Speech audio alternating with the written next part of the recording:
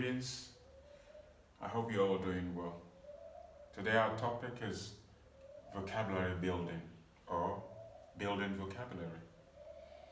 You know, if you look around, you see big houses, structures, and no matter the size of these structures, they are made up of single individual blocks.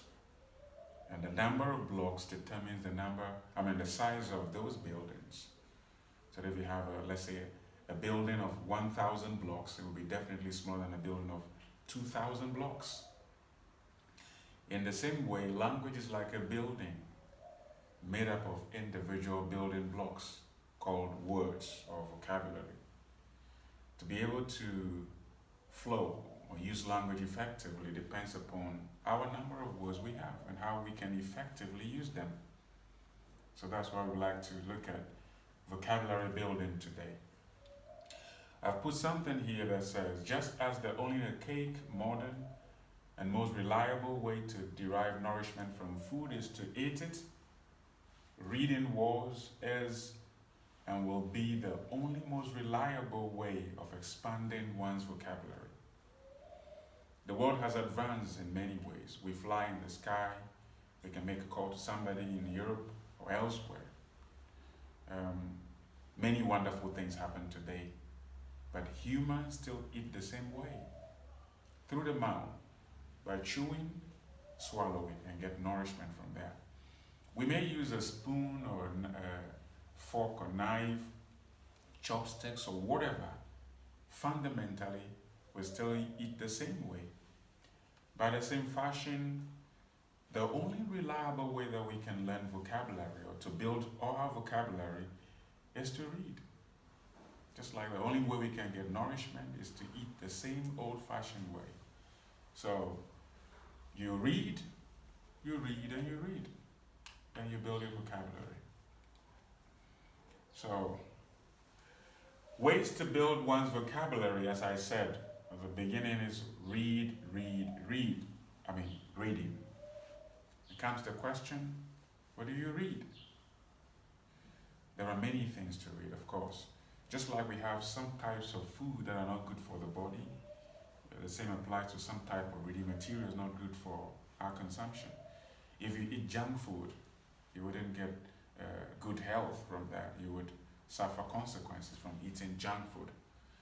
In like manner, if you read anything you come across, you get little vocabulary or little things to learn from that.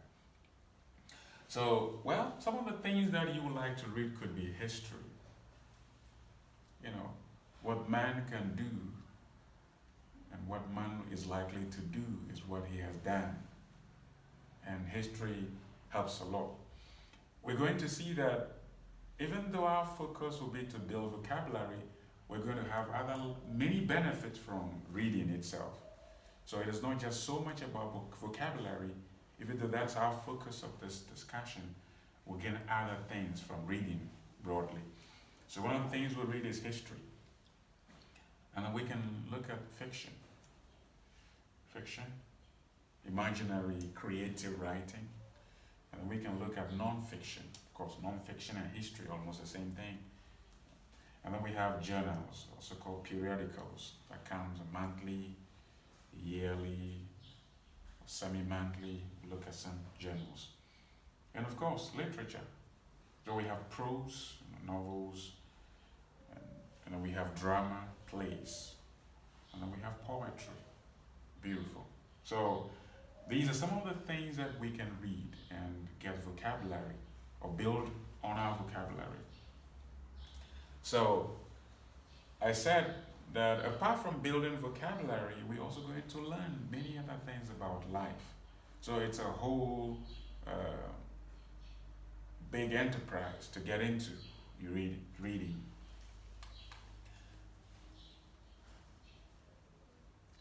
So we're going to look at lessons that we can learn from history apart from building our vocabulary. So, for example, we'll learn from history that you can analyze past events and predict the future.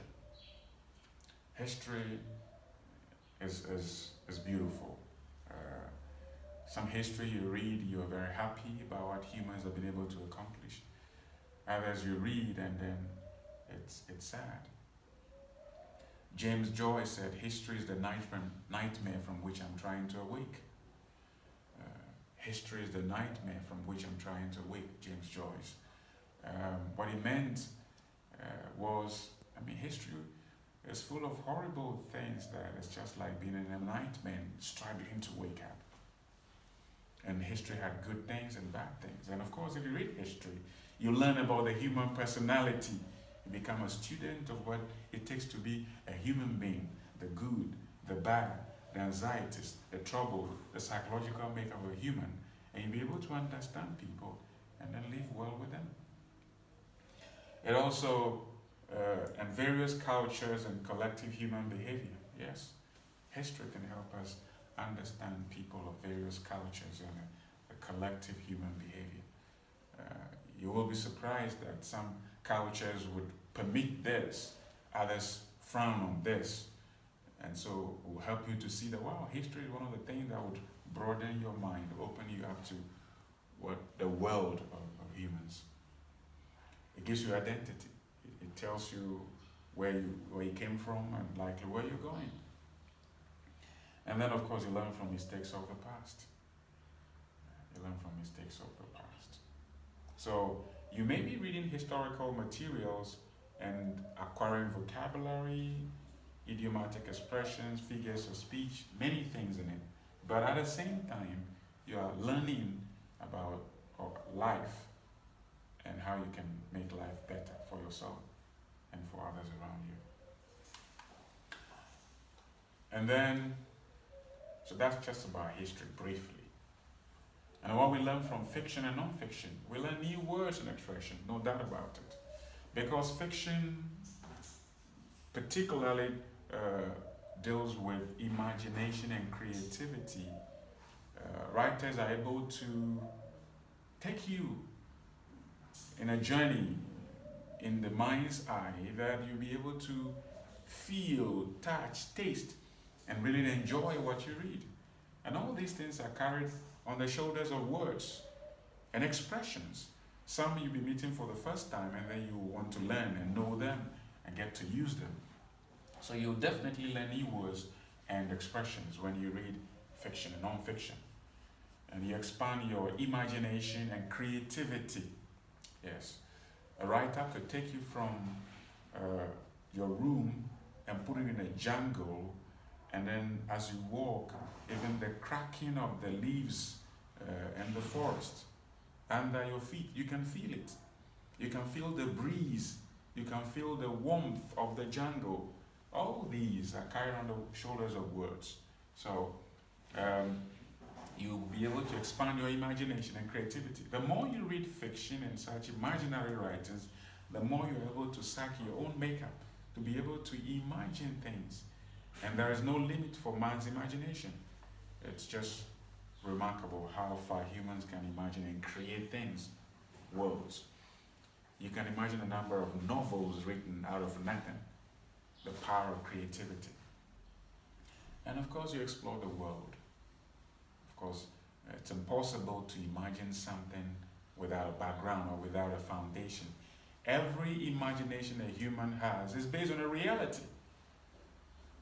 There is none.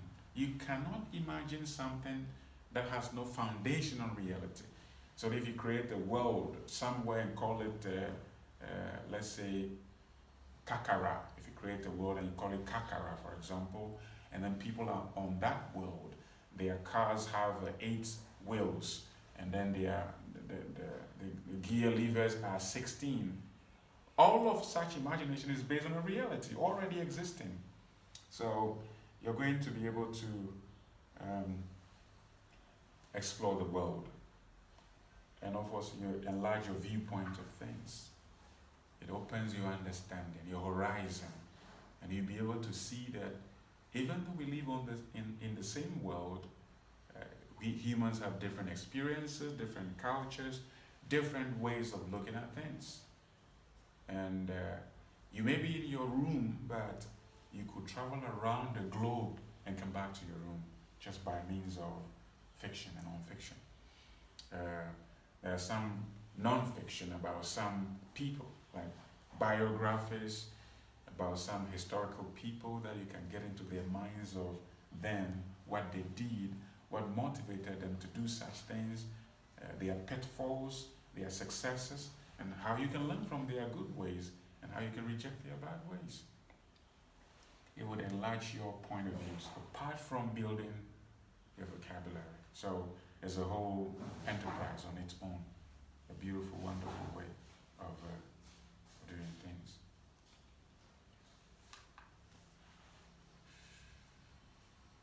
Then, what about the benefit of reading journals and literature? For example, journals are periodicals, they keep us up to date of the state of the art of things. That is why they come on regular basis. Some are even weekly, some are monthly, some are yearly. So journals are good, they keep you up to date. So you could read a scientific journal which says that, oh, too much cholesterol is dangerous. And then if you eat too much cholesterol, then you have to cut down your cholesterol intake. But then you read another journal that updates, okay, cholesterol is not too bad, so you may have to consider so, things get modernized or modified as time goes on. So journals keep you up to date. Just like your mobile phones, you keep updating them because the operating system keeps getting new features. In the same way, journals would keep you up to date with the world. We know we live in the COVID-19 era now, and then when it began, some of the symptoms were few, but as they continue to investigate, the symptoms of COVID-19 are being bigger and bigger and bigger. And now, and then we also learned that some people are asymptomatic. You don't even see anything about them, but they have COVID-19. These we all get from investigations that are produced in journals that keep us up to date and make us well informed about the world in which we live. So every day we want to find out how many people are affected by the COVID-19, what new protocols have been observed, how do we keep up to date so that we can protect ourselves and our families. What are we doing? We are reading. And as we read, for example, the word COVID-19, coronavirus of 2019, we now have words quarantine. I mean, this is beautiful. Before in Ghana, for example, many people know the word quarantine as quarantine. But COVID-19 has brought that word used again and again. So many people have come to see that, well, the word actually is not quarantine, but quarantine. So, yes, you read, you hear, you learn vocabulary. So what about literature? Of course, if you look at the three main aspects, drama, prose, poetry, of course we get entertainment from literature. Apart from building vocabulary, we entertain ourselves. And when we use the word entertainment from literature reading, we do not mean only laughter. Some people think that you only get entertained if you laugh. But if you read a novel, for example, and then tears drop from your eyes because you get attached to one character in the novel, and you feel his suffering, you feel his psychological anxiety and all those problems, you are entertained. If you read a novel and you put your thumb on a page and then you get into a deep thought, wow, this is a wonderful experience from this character. That is, you are entertained. So it's a whole movement of your feelings, understanding, and giving you a new perspective about something. You're entertained, even as you get more vocabulary from what you read. And then, of course, your imagination is expanded, as we just talked about. You read, your imagination gets expanded. Of course, some people really learn a lot from reading.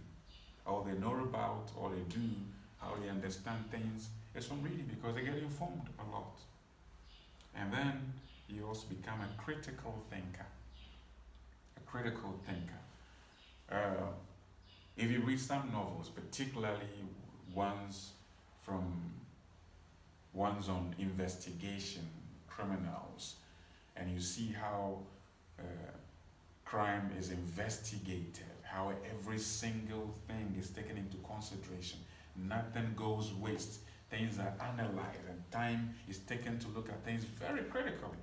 As you read and enjoy these things, as you learn, you are also developing your brain muscles. So, reading and then getting into the shoes of the investigators in such novels make you become a critical thinker because the brain has to be exercised. If you want to be strong, you lift weight. And the more you lift the weight, the stronger your muscles grow. It's the same thing.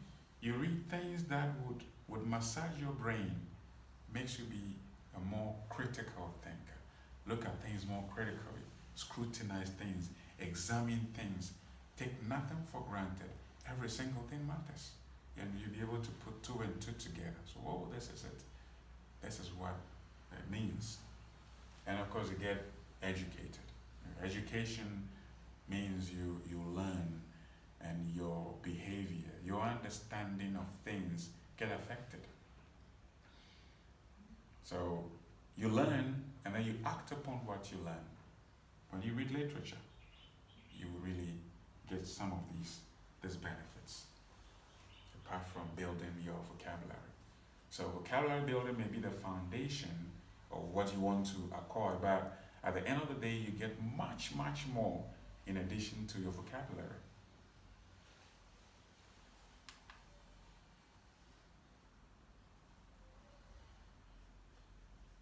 Then, one very important thing about vocabulary, once you talk about words, is a dictionary or a thesaurus.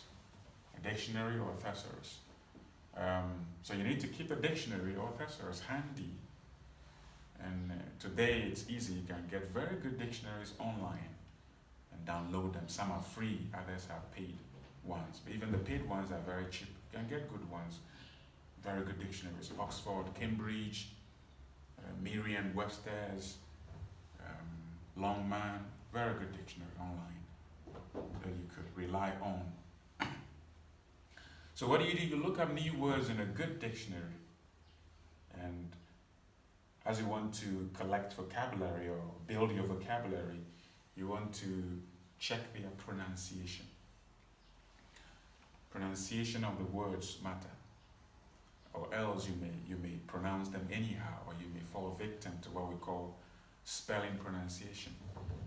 In English, not every word is pronounced exactly the way they are spelled. Some words are pronounced exactly the way they are spelled. A word like leg, peg, tell.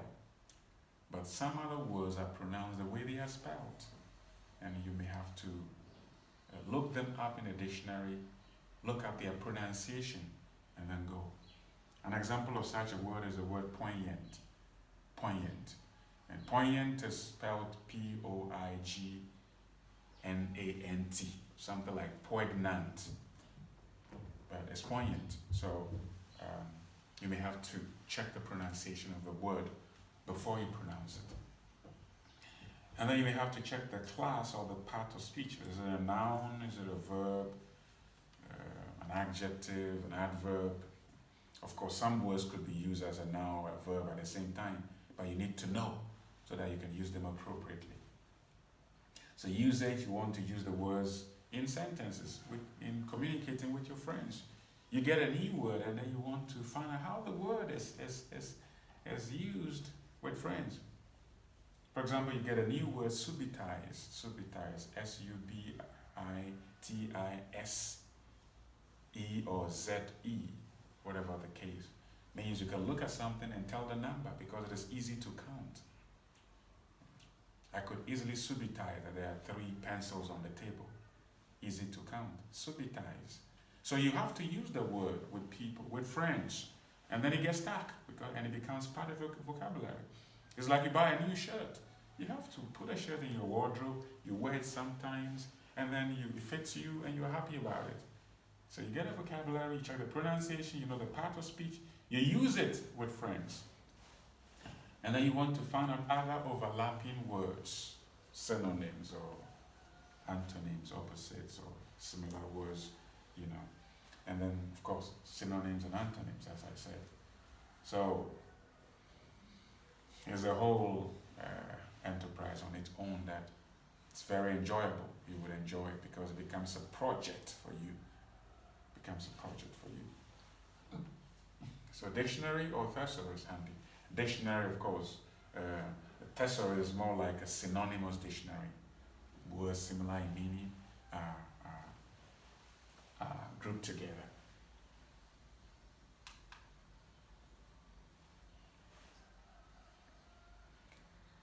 And then you need to keep a journal. That is not to mean that you buy a journal and you keep it. No, you need to keep a personal journal in which you keep your notes on your vocabulary. You need to keep a personal journal. A journal for personal reference. So benefits of keeping a journal. Self-reflection. You've recorded a word and how it is used maybe 4 years ago, and then you take that journal, you go through, and then you, wow, it brings the word back to your mind. So, wow, it's a long time I used this word. So you may want to practice and use it again. Journal is good for self-reflection. It makes one goal-oriented because it means that your program, your project of building your vocabulary is a realistic one, which is documented. And once you document certain things in a journal, you become goal-oriented. You have a purpose in mind to fulfill, to build your vocabulary. And so, yes, it makes you a goal-oriented person as regards vocabulary building. And then gives you a sense of responsibility. You know you have to enter the new words you learn, the example, their pronunciation, and all these other things. So, you become a responsible person in that way. And of course, one day, who knows? The ability to keep a journal for a long time and then put things in it, and maybe a foundation for autobiography, or foundation of a novel of your own, or any book you want to write one day. And of course, you exercise writing skills, because words are to use to communicate. And if you have them, and you have a journal, you're already practicing how to become a writer. As simple as ABC, at least that way. So what do? You need to discipline yourself. Discipline plays a very important role in this way. It's not easy. It's not to say that you can keep up every day, but discipline. So a word a day, very important. So I said, the cliche, little drops of water make a mighty ocean, is also true in the case of vocabulary building. So it's dropping, and then it becomes a big ocean for you. So you try. It's not easy. Sometimes you may forget it. 2 days will pass by, 3 days will pass by, but just be disciplined. You can. And once you get it becomes part of you, you don't even struggle anymore. So what do we gain from words? Of course, just like a recap, we learn the pronunciation of the word, as I said early on. And then you learn the class of the words or parts of speech. The interesting aspect today is that most people don't handwrite these days, so they prefer to type. And computers are programmed in such a way that it can check your spelling for you.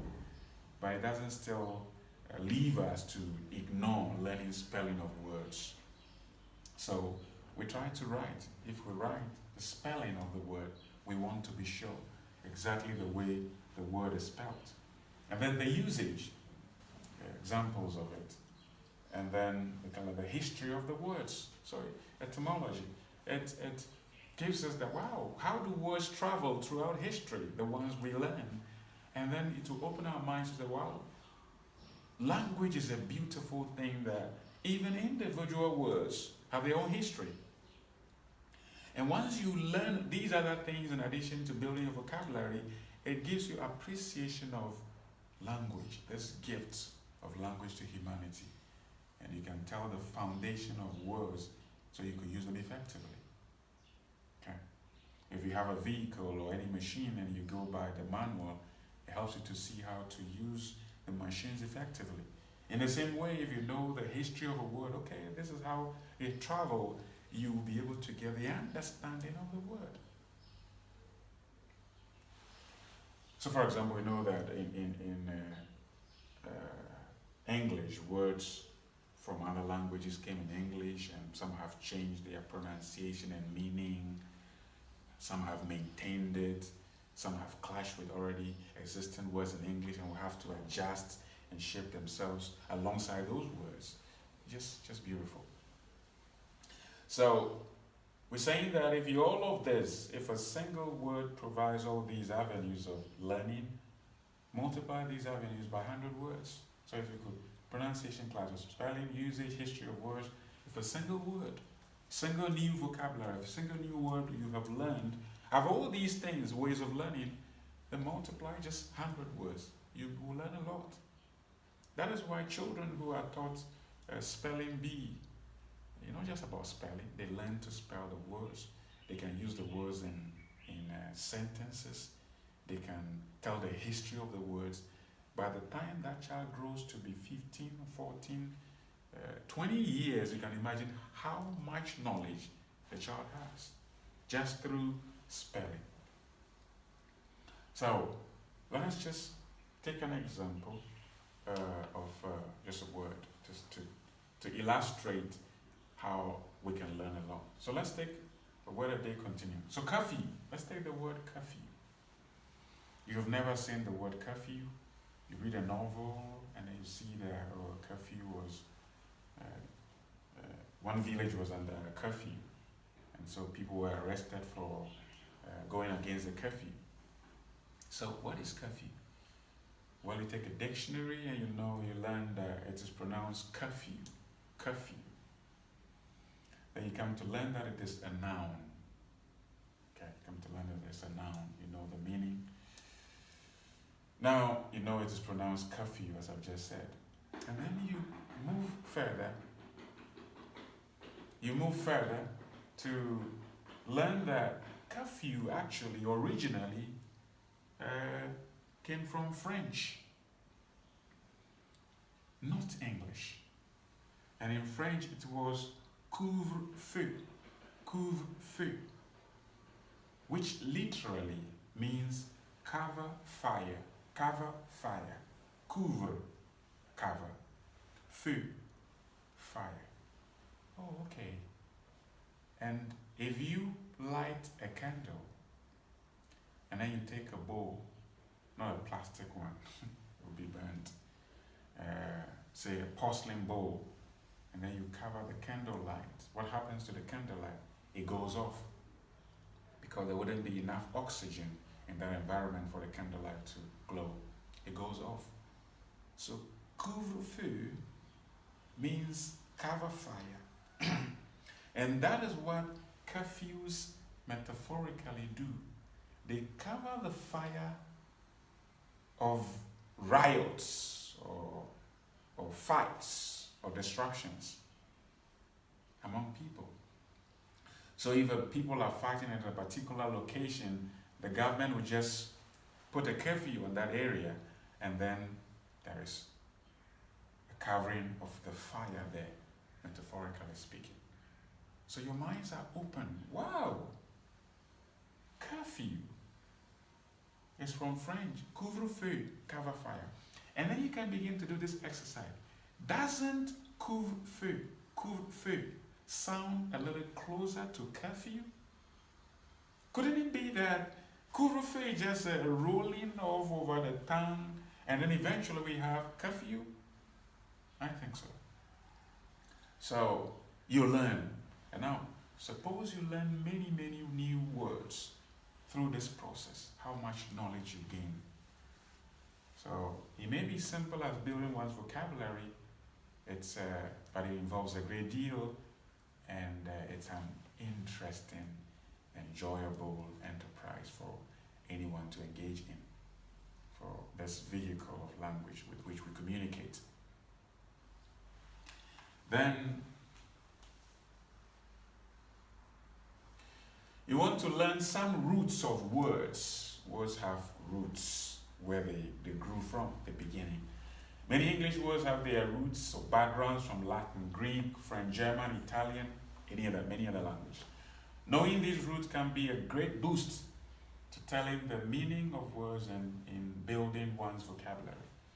So somebody want to know the root of these words. I want to see some few examples. Just a few. So you see there is a Latin word, villa. The definition means villa or house. The English derivative is villa, village, villager. Also, there is some meaning of a house in village, a villager. Then we have altar, which means tall, high, deep. Altitude, altimeter, and then alto, okay, something high about it. Antiqua, then we have antique, old, antiquity, ancient. Wow. Longer, long, longitude, longevity, long. So you could get, okay. Magna, large, great. Magnify has largeness, so making great. Magnificent, something great. Magnitude, greatness. Pictura, picture, picturesque, beautiful, pictorial, like a picture. And then we have nova, which means new, and novice, novel, novelty, nova. So these roots will help you to be able to at least guess the meaning. But it doesn't mean that once you know the root, you wouldn't want to find the meaning. You need to look the meaning still up in the dictionary to be cocksure that this is what the word actually means. Some of the examples are, didn't come out clearly.